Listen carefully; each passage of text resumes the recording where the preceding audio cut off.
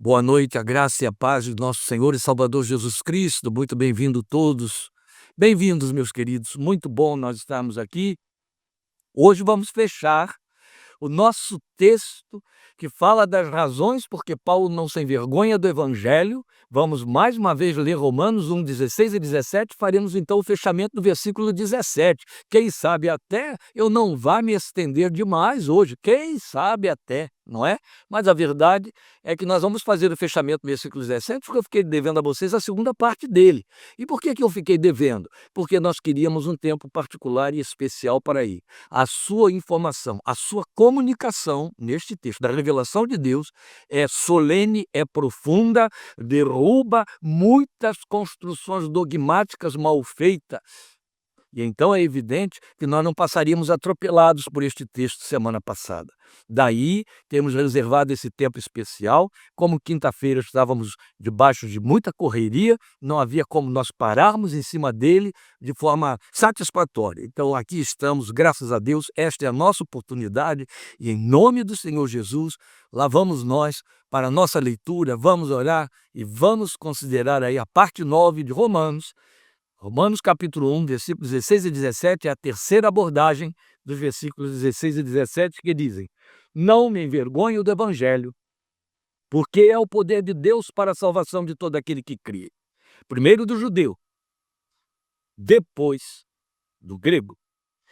Porque no Evangelho é revelada a justiça de Deus, uma justiça que do princípio ao fim é pela fé, como está escrito: o justo viverá pela fé.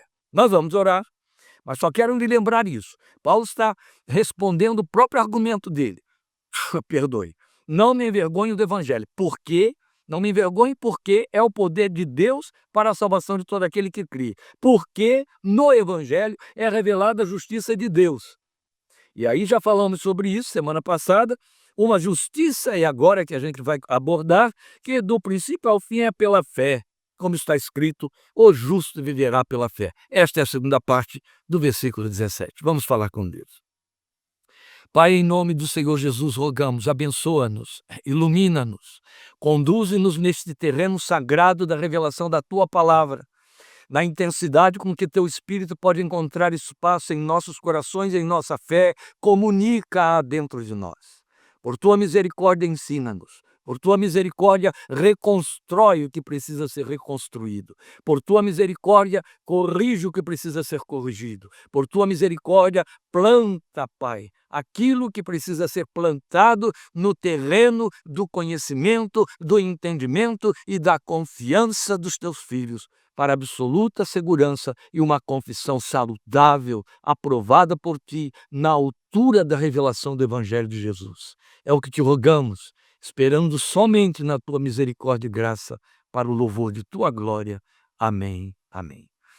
Aqui estamos, amados, para entrar na segunda e última parte do versículo 17, desta comunicação do Evangelho, do qual Paulo não tem de que se envergonhar. Então, vamos lembrar que ele nos mostrou a essência do Evangelho, que é o quê? Revelar a justiça de Deus, que do princípio ao fim é pela fé. Ou como está nas antigas versões, a versão que a maioria aí tem nas mãos, revelar a justiça de Deus, que é de fé em fé.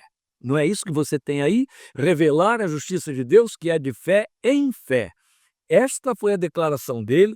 A Nova Versão Internacional que eu li ajustou o argumento, colocando aí que do princípio ao fim, a justiça de Deus que do princípio ao fim é pela fé, e a isso levou alguns comentaristas a entenderem que ele estava dizendo do Velho ao Novo Testamento, porque é uma verdade. A própria Bíblia proclama que o Evangelho foi anunciado lá no Velho Testamento, né? Podemos provar isso hoje mais uma vez, embora já tenhamos abordado, mas na verdade a articulação do apóstolo foi uma justiça que é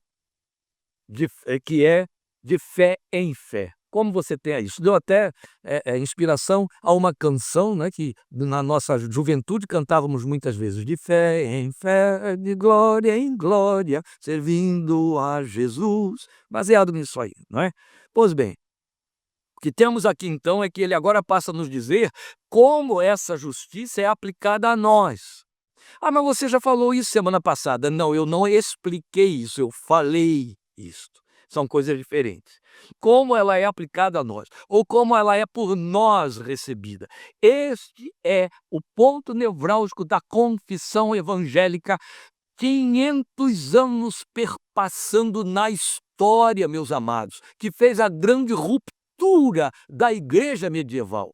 Qual foi o ponto de ruptura que derrubou as muralhas do segregalismo, que derrubou as muralhas do nepotismo religioso, que derrubou as muralhas do domínio humano da verdade, enclausurando a verdade? Romanos 1,17, que esclareceu Efésios 2,8. Essas duas bases, e em especial o Romanos 1,17, como já abordamos várias vezes, foi justamente o ponto fundamental da confissão evangélica, que é a nossa confissão, que nos torna o que historicamente nos levou a ser chamados de protestantes, aí com todas as nossas subdivisões, mas que nos define numa única bandeira: a fé salvadora em Cristo Jesus, a justiça de Deus que por meio de Cristo foi aplicada a nós e resultou e foi para resultar em nossa salvação. Então, estamos tratando aqui de um ponto tão nevrálgico, tão central, tão cristológico, que não temos por que deixar passar sem o esclarecimento mais profundo e devido este ensino e esta revelação a todo crente em Cristo Jesus. É a nossa bandeira. Não podemos ter meias palavras aqui titubear. Hoje o nosso propósito é, tanto quanto aqueles homens de Deus, especialmente Martinho Lutero, foram tão esclarecidos, seus olhos foram iluminados para entenderem esta revelação como Paulo a recebeu e passou para nós. Este é o nosso trabalho hoje aqui, de comunicar aos irmãos como é que essa justiça foi aplicada a nós e como ela é por nós recebida, uma vez que nos foi imputada por Deus por conta da obra que Jesus realizou na cruz do Calvário a nosso favor e em nosso lugar. Nunca esqueçamos isso. A obra de Cristo na cruz foi propiciatória, foi a nosso favor, mas também foi substitutiva, foi em nosso lugar. Aquela morte era a nossa morte. Então vamos lembrar ainda que a justiça revelada é a que Cristo conquistou por nós, é o que estamos dizendo aqui, e em nosso lugar.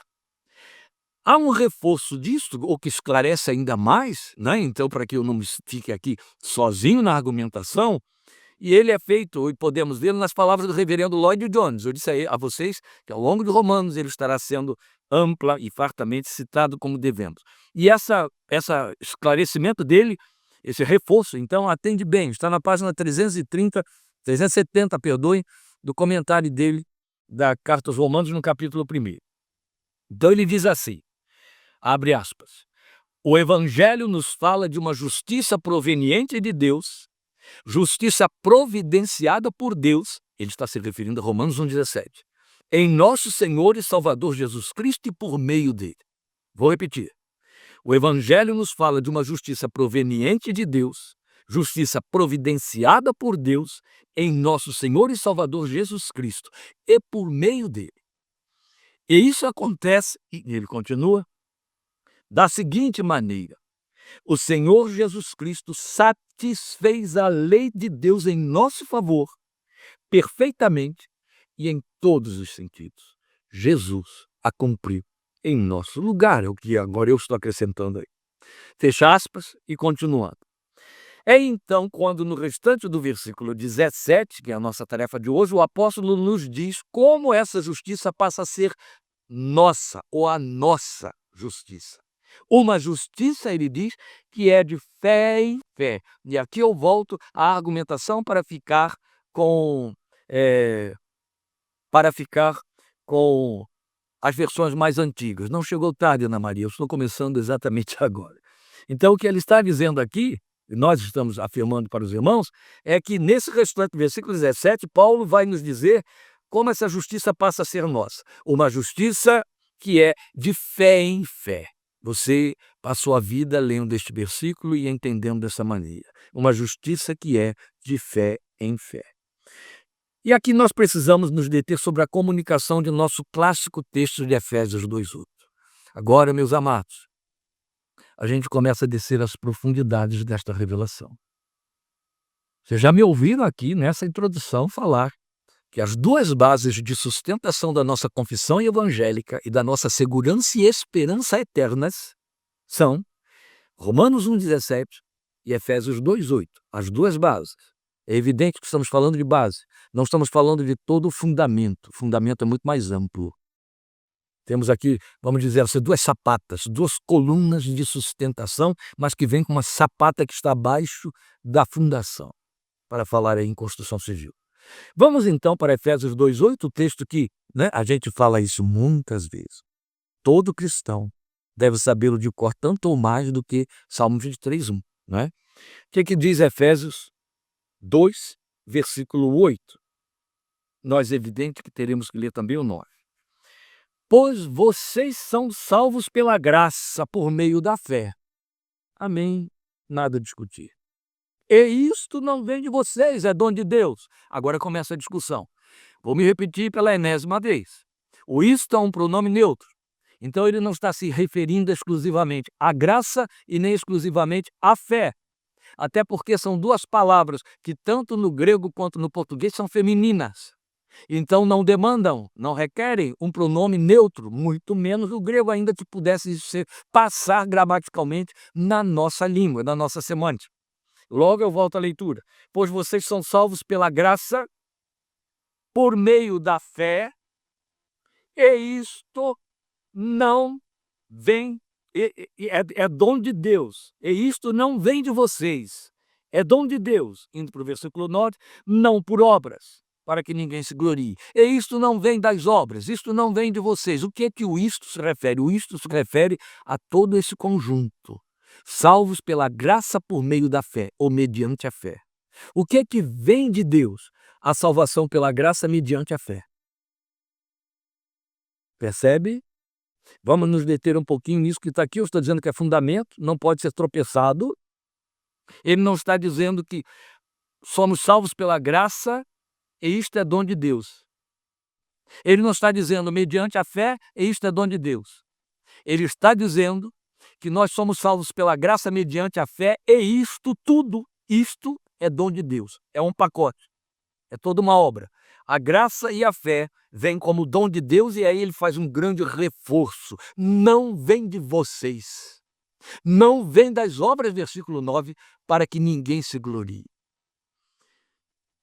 Sensibilidade, inteligência, reverência, discernimento, revelação do Espírito, iluminação do Espírito de Deus são minimamente requeridos ou são frontalmente atingidos quando se tenta atropelar esta declaração de uma forma ou de outra. Na sentença, isso não vem de vocês, não vem das obras para que ninguém se glorie, Paulo encerra toda e qualquer discussão que os judeus fizeram ao longo de 1.500 anos e fazem até o dia de hoje, então já são 3.500 anos em torno da lei.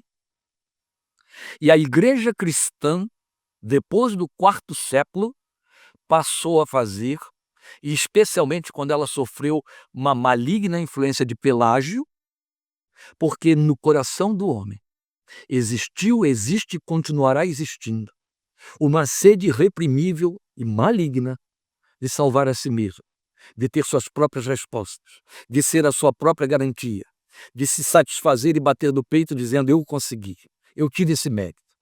O próprio conceito e contexto de construção e criação de ícones santos, os homens e mulheres santificados, isso vem como resposta a essa busca insidiosa do ser humano de conseguir superar e dizer: eu estou na Cristo, eu consegui, eu ultrapassei, eu venci. Eu tenho esse mérito de ter conseguido, a trancos e barrancos, com penitências, com sofrimentos, com sufrágios, com me depurar e me salvar e oferecer a Deus essa obra de minha santificação pessoal, de meu cumprimento da lei, a obra que eu tenho a oferecer. E aqui continuam tropeçando cristãos evangélicos. Aqueles que entendem que, e aí fazem uma confissão altamente questionável: eu sou salvo pela graça. Não é pelas obras. Aí eles reduzem as obras à ideia de não é dando esmola, não é, prestando socorro, não é fazendo caridade, até para contradizer outros grupos que se pretendem cristãos, com estas articulações. E ficam nisso, mas substituem estas coisas por outras situações que representam obra. O meu legalismo, a minha santidade negativa, isso não pode, aquilo não devo.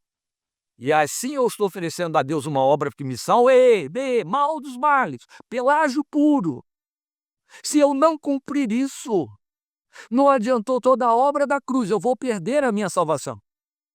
Se eu não me mantiver vigilante o tempo todo, eu vou morrer sem salvação. É interessante, porque o sujeito diz isso sempre a respeito de terceiros. Oh, meus irmãos, eu estou velho nessa história aí. Eu já cansei por dezenas e dezenas de anos de esbarrar com crentes grandes, pequenos, largos, estreitos, fazendo esse tipo de articulação. O outro está se perdendo porque não está guardando a sua vida. Eu, se não guardar, também vou me perder, mas ele nunca assume que se perdeu. Ou fica jogando para um futuro que significa a sua unção última lá, de que no último momento ele se acerta com Deus e coisa parecida. Continuando presos. A ideia de fabricar de alguma maneira alguma obra que justifique, porque Deus nos ama. Porque Deus resolveu nos salvar em Jesus. Ele viu algo que o agradou. Ele viu algo que o levou a dizer: isso aí eu quero para mim. Lá no fundo, por pior homem que eu fosse, Deus sabia que lá dentro estavam valores que ele poderia trazer. Ou seja, isso tudo está embutido, se não de forma clara e consciente, no nosso inconsciente. E às vezes somos muito cretinos, perdoem a expressão muito forte, quando nós negamos isto sabendo que lá dentro é o que pensamos e sentimos. E vamos frontalmente agredindo a revelação da palavra de Deus. Pela graça sois salvos por meio da fé, e isto não vem de vocês. É dom de Deus. É dom de Deus, não vem de vocês. Não vem das obras, para que ninguém se glorie. Quais são as obras? Que tipo de obras? Obras religiosas? Obras de prática de alguma coisa? Obras de sentimentos? Obras de autodepuração? Obras de abstenções pessoais? Obras de observações criteriosas e objetivas? Obras dogmáticas? Ora, nós temos grupos protestantes, eu me recuso a chamá-los de evangélicos, que pregam assintosamente. Se você se desviar da nossa igreja, você está perdido, perde a salvação. Eu não estou me referindo aos protestantes jeovitas. Eu estou me referindo aos que têm a pretensão assumida de serem evangélicos. A salvação está dentro da igreja deles, está dentro da denominação deles. É de tal ordem que se o sujeito vai para fora, some, vai se envolver com outro grupo, e um dia volta, para ele ser recebido de novo à comunhão, ele tem que fazer o ritual de levantar a mão e lá na frente receber uma oração de confissão salvadora. O que é isso? Estamos cometendo então os mesmos erros da origem de onde fomos tirados. Isso é obra. É uma obra com nome de confissão vinculada ao meu gueto denominacional, ao meu gueto local, e por aí vai. Meus queridos, eu estou tratando com pessoas maduras que sabem muito bem, que já até ouviram, já foram até escorraçados pessoalmente, por conta disso, de pensar diferente, de passear por outro lugar, e etc. E de receber a advertência, você vai se perder se continuar desse jeito. Por aí vai. Tão grave, né? Porque em cima de uma verdade sublime, solene, pura, gloriosa, criaram-se dogmas imperdoáveis, indesculpáveis da parte dos homens. É muito sério. É muito sério. Aqui, então, em cima de Efésios 2:8, há esse texto que nos afirma, a fé é dom de Deus, ou seja, a graça e a fé é dom de Deus, e aí eu vou me prender só aqui a palavra fé, porque é disso que está tratando Romanos 1,17. Esta fé é dom de Deus. Eu vou jungir a ela a informação de Judas no versículo 3 da sua minúscula carta. Judas, no versículo 3, diz que a fé foi dada por Deus aos santos, de uma vez por todas. Judas é enfático ao afirmar a origem da fé que em nossos corações nos leva a crer. A fé que uma vez por todas foi dada por Deus aos santos. É importante demais. Deixa eu ler para vocês um texto que está em Atos, capítulo 16, e o texto diz assim para nós.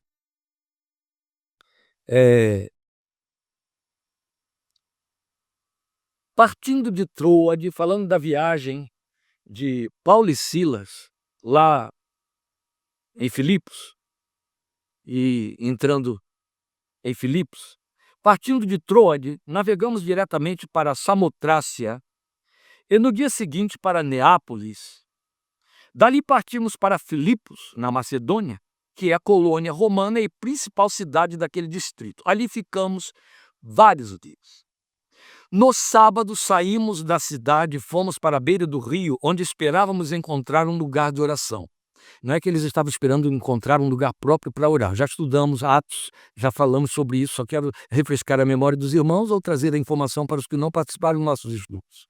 Era comum aos judeus da diáspora, os judeus que estavam fora, criar uma sinagoga ao ar livre, nas beiras dos rios, onde eles se reuniam nas manhãs de sábado, para discutir a lei, orar ao Senhor, cantar, adorar a Deus.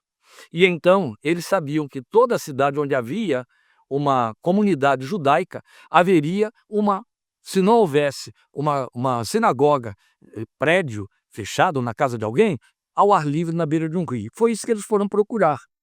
Esperando encontrar, fomos à beira do rio, onde esperávamos encontrar um lugar de oração. De repente já tinham essa informação prévia. Tal lugar assim, os judeus se reúnem para orar. Sentamos-nos e começamos a conversar com as mulheres que haviam se reunido ali. Então elas tinham ido com um propósito, elas não estavam ali por acaso. Elas foram para lá para fazer a sinagoga ao ar livre. Uma das que ouviam era uma mulher temente a Deus, então era uma judia prosélita ou judia de fato, chamada Lídia, o nome da minha netinha, adorável netinha, vendedora de tecido de púrpura da cidade de Tiatira. O Senhor abriu seu coração para atender a mensagem de Paulo. Aí o texto só completa: tendo sido batizada, bem como os da sua casa. Observou esse detalhe aqui, esta ênfase histórica que Lucas passa para nós? O Senhor abriu o coração de Lídia para entender o que Paulo dizia. Ela já era uma judia que estava ali, prosélita ou não, já para buscar a Deus, aprender de Deus e adorar. Mas ela precisou, como judia, ter o seu coração aberto por Deus para receber o que Paulo estava dizendo, para entender ou crer na mensagem que Paulo estava ali para ensinar e ensinando. Ele já estava falando. Aí Deus abriu o coração dela para entender e para receber. A fé que uma vez por todas foi dada por Deus aos santos. Isto não vem de vocês, é dom de Deus. Pronto, agora a gente pode continuar. Já fica mais claro. Depois de a gente ter juntado Judas, versículo 3, ao texto de Efésios 2:8, onde ele diz: a fé foi dada aos santos, vamos ter esse ensino ainda mais pertinente quando nós lemos, me acompanhem, 1 Coríntios capítulo 2, versículos 12 e 14, 12 a 14. Capítulo 2, versículos 12 e 14 de 1 Coríntios. Me acompanhem aqui, por favor. Nós, porém, Paulo está falando, se incluindo aos coríntios, nós, porém, não recebemos o Espírito do mundo, mas o Espírito procedente de Deus. Aí você diria: é verdade, ele diz que Deus enviou, falou em Efésios, ao nosso coração o Espírito do seu Filho. Se alguém não tem o Espírito de Cristo, esse tal não é dele. Vocês são templo do Espírito Santo. Eu estou repetindo aqui palavras de Paulo e dão força ao argumento que ele está trazendo aqui para nós em 1 Coríntios 2:12. Nós, porém, não recebemos o Espírito do mundo, mas, quer dizer, recebemos o Espírito procedente de Deus para que entendamos as coisas que Deus nos tem dado gratuitamente. Amém? Qual o propósito com que ele nos deu o Espírito? para entendermos espiritualmente ou para entendermos as coisas que Deus nos tem dado gratuitamente. Lembram de uma palavra dele aqui mesmo em 1 Coríntios capítulo 12? Paulo vai dizer para nós, se não me engano, no versículo 3, ninguém pode dizer Jesus Cristo é o Senhor, a não ser pelo Espírito Santo. Só me instam que Jesus declarou em João: quem convence o mundo do pecado, da justiça e do juízo é o Espírito de Deus. Ninguém pode declarar, confessar o senhorio de Cristo a não ser pelo Espírito Santo, Paulo diz. Agora vocês lembram de Romanos 10:9, o que ele falou para nós, que nos ensinou, iremos lá no tempo certo. Se com a tua boca confessares a Jesus como Senhor e no teu coração creres que Deus o ressuscitou dentre os mortos, serás salvo. Ora, se com a tua boca confessares a Jesus como Senhor, aí ele já foi ensinar aos coríntios, e ele disse isso então antes de Romanos 10:9, ninguém pode confessar Jesus como Senhor a não ser pelo Espírito Santo, tudo se fecha aqui. Deus nos deu o Espírito para que pudéssemos entender gratuitamente as coisas que Deus nos tem dado. E eu disse que era para lermos também o versículo 14, então vamos lá. Quem não tem o Espírito não aceita as coisas que vêm do Espírito de Deus, pois lhes são loucura e não é capaz de entendê-las, porque elas são discernidas espiritualmente. Percebe? Você necessita do Espírito Santo dentro de você para que possa crer, crer, crer. Não pode entender as coisas espirituais a não ser por Ele, não existe isso. Você concorda comigo que a palavra da salvação, a palavra do perdão, a palavra da misericórdia, o apelo para crermos são coisas espirituais? Não são coisas que fazem parte do mundo da lógica e da racionalidade humana? Não são filosofias religiosas? São coisas espirituais que só podem ser discernidas espiritualmente? E o que Paulo diz para mim e para você? Qual é a equação? Quem não tem o Espírito não pode entendê-las, não vai crer nelas. Tudo isso provém de Deus, procede de Deus, é Ele quem realiza tudo. Tudo. Então, como é importante entendermos o que é dito aqui, meus amados irmãos. Como é importante este momento desta noite, que eu chamei tanta atenção dos queridos, para se deterem sobre esta última parte de Romanos 1,17. Por atropelamentos inconsequentes do ensino evangélico, engendra-se por aí um entendimento capenga de fé salvadora na mente das pessoas. E isso as leva, lamentavelmente, a se jactarem ou pensarem que podem produzir elas próprias e oferecer por si mesmas a Deus uma fé que as leva à salvação. Isso tem sido ensinado. E o nome desse ensino é engano, o nome desse ensino é mentira, o nome desse ensino é uma ilusão. O nome desse ensino é um superalimento venenoso da arrogância humana, da altivez humana, da concorrência humana, que alimenta o controle que o homem quer ter sobre Deus e sobre as coisas espirituais, que eleva dentro do ser humano a altivez adâmica, de autossuficiência espiritual e outras coisas mais. Se isso fosse possível, nós estaríamos diante de uma diletante contradição desse ensino de Efésios 2:8. Que eu posso produzir uma fé que me leva à salvação, uma fé salvadora, que ela aparece aí por geração espontânea. Opa! A fé por nós mesmos oferecida seria, em última instância, uma obra salvadora nossa, meus irmãos, e não de Deus, resultando em que, no final das contas, podemos produzir ou podemos alcançar uma salvação por um mérito pessoal chamado nossa fé. É o que você claramente deduz de tudo que acabamos de expor aqui, através deste texto de Romanos 1,17, com aquela associação esclarecedora da doutrina nos outros textos. Foi exatamente onde abriram-se as mentes de Agostinho, de Lutero, de John Wesley, de Karl Barth. É fato que dentro da soberania indiscutível de Deus, meus irmãos, e aqui eu vou tratar de um assunto que é indigesto para os defensores da doutrina da perda da salvação e dos pelagianos, não é? A verdade é que dentro da soberania indiscutível de Deus, Deus não concedeu fé a todos. O fato de que ele concedeu fé para a salvação não impede que Paulo vá lá na beira do rio pregar e apele para que as pessoas se arrependam, como fizeram João Batista e o Senhor Jesus Cristo, como fez Pedro em Jerusalém, falando para homens religiosos. A verdade é que Paulo nos diz tacitamente em 2 Tessalonicenses 3:2 que a fé não é de todos. Esta é uma informação indigesta. Esta é uma informação também horripilante. Ela assusta, mas não se torna nem um pouco, por conta de nossas reações, menos verdadeira. A declaração do apóstolo em 2 Tessalonicenses 3:2, textualmente é esta aqui: orem também, para que sejamos libertos dos homens perversos e maus, pois a fé não é de todos. Paulo foi contundente nesta exortação aos Tessalonicenses. A fé não é de todos. Jesus deixou muito claro que ele veio nos libertar do pecado e esclareceu o pecado de não crerem em mim. Muito sério. A soberania indiscutível de Deus não concedeu fé a todos. Eu só vou ler o texto indigesto.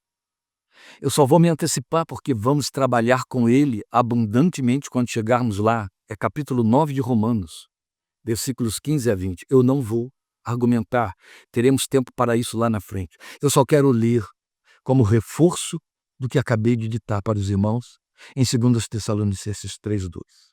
Quando eu falo da soberania indiscutível de Deus, por mais indigesto que isto seja, aos irmãos que pregam perda de salvação, aos pelagianos e até aos arminianistas extremados.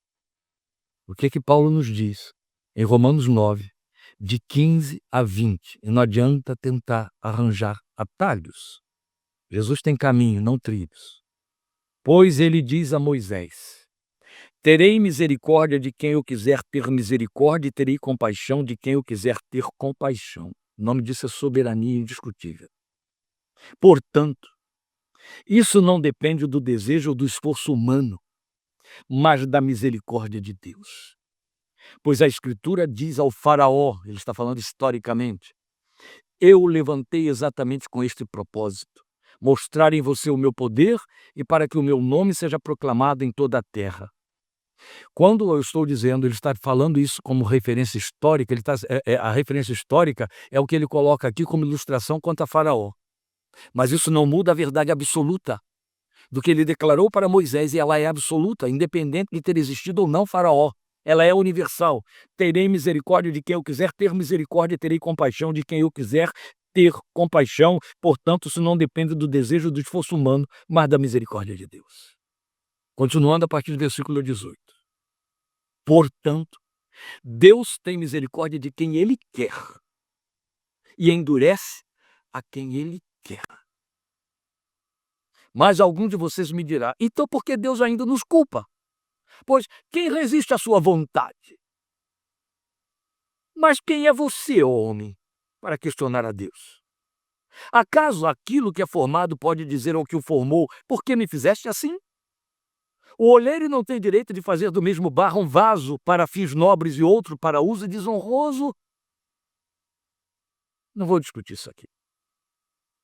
Eu só quero mostrar aos irmãos o fato de que, num primeiro momento, isto impacta e preocupa, por conta do pietismo de alguns de nossos dogmáticos. Mas se você é crente em Jesus, se você ama a esperança da sua vinda, sua salvação, o seu nome, se gloria nele, se você o adora e tem paixão por sua palavra e alimenta, sua alma tem fome voraz desta palavra, ela é de fato o seu alimento de vida. Seja grato por isto, seja adorador, porque significa que dentro do seu coração essa fé salvadora foi posta por Deus. Nunca eu e você teremos resposta para isso, porque Ele fez isso, porque Ele me escolheu. Não, só me cabe dizer glória ao teu nome, porque o fizeste, glória ao teu nome, porque me escolheste, e tem misericórdia de todos os que ainda não fizeram esta confissão, porque eu não posso definir em que lado da tua soberania eles estão.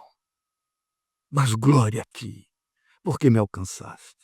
Por isso é que fomos levantados para ser adoradores. Por isso que ele, como pai, e é só filhos, por isso que é só filhos que podem adorá-lo em espírito e em verdade. Por isso é que ele disse para o povo de Israel da antiguidade: este povo me honra com seus lábios, mas o seu coração está longe de mim.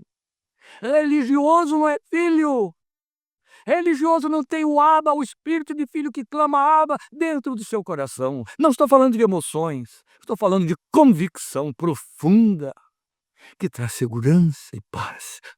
Justificados pela fé, temos paz com Deus por nosso Senhor Jesus Cristo. Aleluia, aleluia, aleluia. Ele nos alcançou em Jesus. Ora, uma vez que recebemos de Deus a fé que nos habilita a crer para a fé, para a justiça, o que vem a significar a expressão uma justiça que do princípio ao fim é de fé em fé. Aí eu associei as duas versões, a atual e as antigas. A atual diria somente uma justiça que do princípio ao fim é pela fé. A antiga diria uma justiça que é de fé em fé. Então eu juntei as duas para formar uma ideia só. Uma justiça que do princípio ao fim é de fé em fé. O que significa isso? Os comentaristas estão de acordo com Lloyd Jones, como eu já disse aos irmãos, o homem que nunca foi superado nem antes e nem depois na profundidade do estudo da carta aos Romanos. Eles todos estão de acordo com esse servo de Deus quando ele nos diz que a expressão de fé em fé, tradução mais exata do que do princípio ao fim, significa pela fé a fé. Entenda essa expressão. Uma justiça que é pela fé a fé. Eu vou arredondar, porque o verso inteiro poderia ser lido assim: porque no Evangelho é revelada a justiça de Deus pela fé a fé. Esse A é craseado. Por que o A é craseado? Porque significa que a justiça de Deus pela fé é revelada a justiça de Deus pela fé, a fé. É feita uma revelação, a fé que já existe, que já foi posta no coração, de que a justiça de Deus é pela fé. Amém? Me acompanhou, por isso é craseado. A justiça de Deus pela fé, a fé. Volto à leitura que esclarece a fraseologia do texto no seu original. Porque no Evangelho é revelada a justiça de Deus pela fé, justiça pela fé, a fé. É revelada a fé, a justiça de Deus pela fé. Bonito, né? Então veja, isso quer dizer justiça pela fé revelada à fé. Então a fé já está aqui dentro esperando. Estava lá no coração de Lídia esperando. Aí a justiça de Deus pela fé sai pela boca do ensino de Paulo.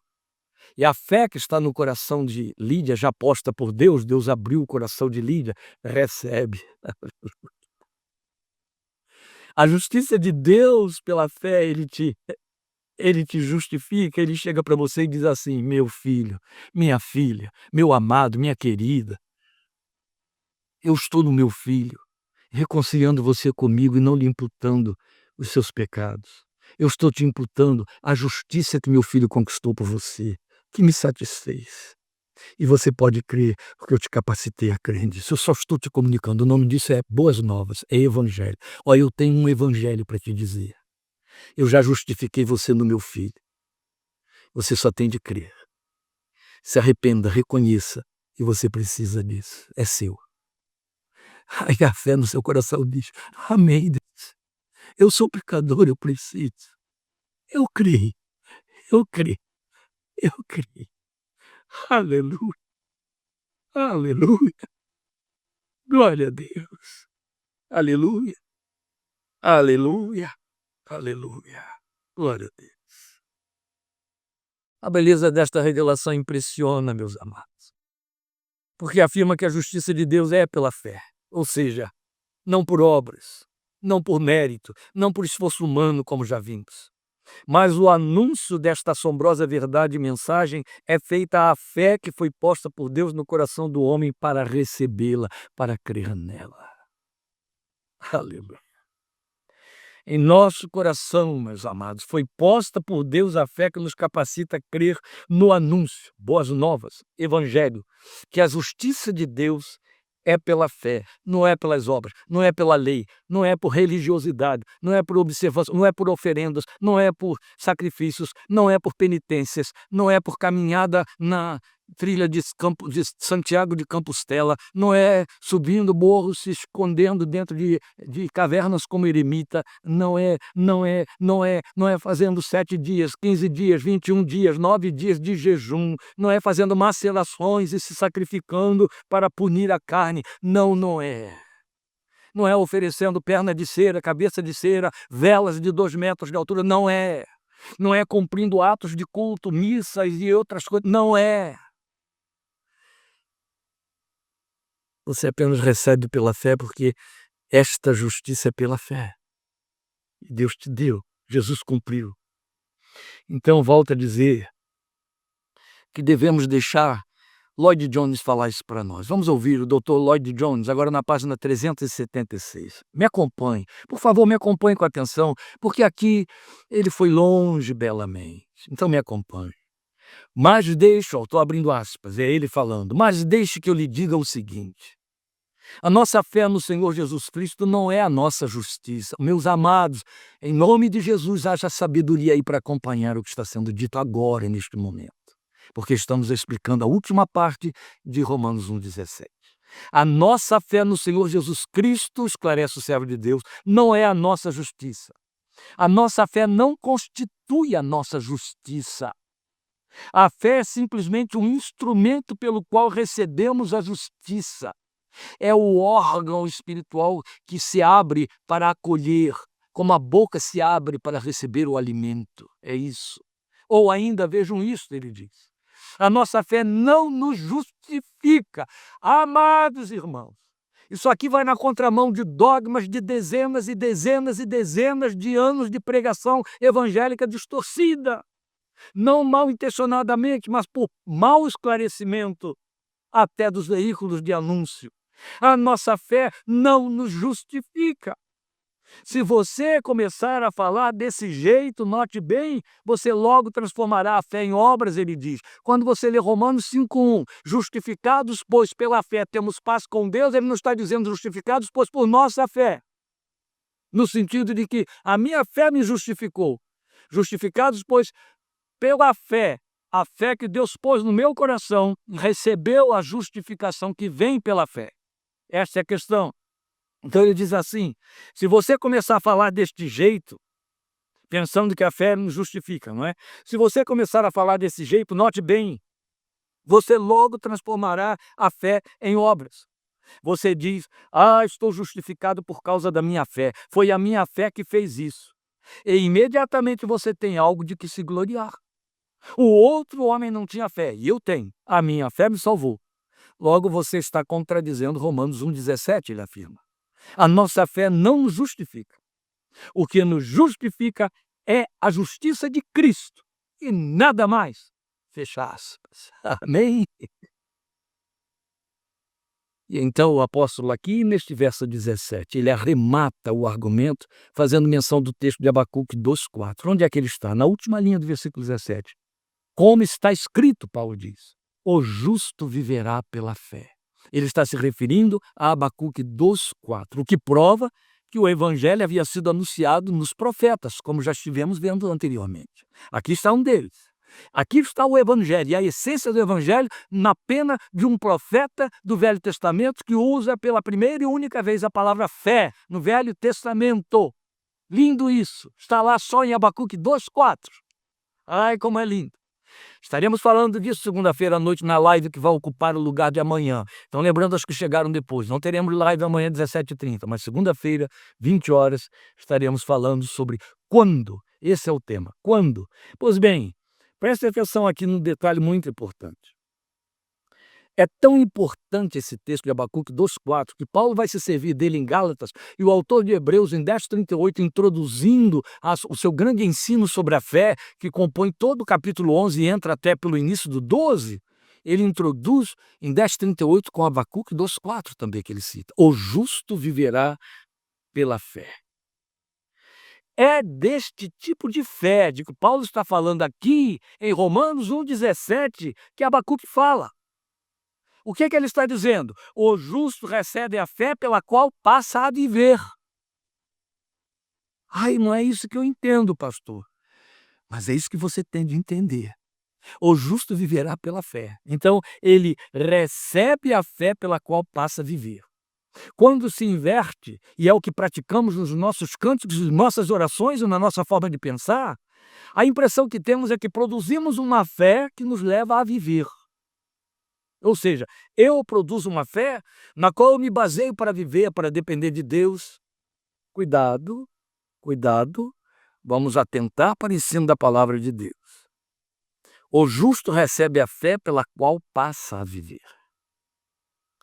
Outro tanto é disto que Paulo fala, falando de si mesmo, de sua própria experiência, seu próprio respeito, em Gálatas 2:20. O que Paulo diz em Gálatas 2:20?